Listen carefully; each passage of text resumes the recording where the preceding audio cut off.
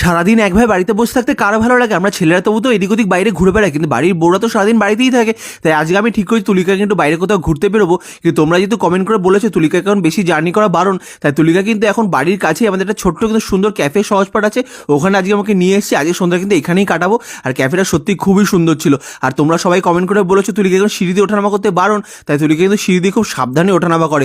তোমরা কমেন্টে যা যা বলো তুলিকা কিন্তু প্রত্যেকটা মন দিয়ে পড়ে আর সেইভাবেই চলার চেষ্টা করে। দেখছো ক্যাফেটা কত সুন্দর। আর আজকে সন্ধ্যা কিন্তু দারুণ লাগছিল, কেন বাইরে খুব সুন্দর হাওয়া দিচ্ছিল। এরকম সুন্দর সুন্দর হাওয়ার মধ্যে বসে তুলিকা মেনু কার্ড পড়ছে, কত খুশি হয়ে দেখছো। আর ওকে খুশি দেখে আমারও বেশ ভালোই লাগছিল। কিন্তু এত মন দিয়ে মেনু কার্ড পড়ছে, ছোটবেলা কিন্তু এত মন দিয়ে পড়ার বইটা কিন্তু তুলিকা পড়েনি, এটা আমি শিওর। আর এত মন দিয়ে পড়ছে তখন বললাম তুলিকা এখানে আরও কটা মেনু কার্ড সব কটা তুমি দেখো, তোমার দেখে যেটা পছন্দ সেটাই অর্ডার দাও। দেখছো সব কটা মেনু কার্ড নিয়েছি, নিয়ে ওর সামনে এত সাজিয়ে দিয়েছি। ওর যেটা পছন্দ ওকে আজকে আমি সেটাই খাবো, কেন ও কিন্তু অনেক দিন পর বাইরে বেরিয়েছে। আগে কিন্তু আমরা প্রায় প্রত্যেক দিনই বাইরে বেরোতাম, টুকটাক কিছু না কিছু খেতাম, কোথাও না কোথাও যেতাম। কিন্তু এখন কিন্তু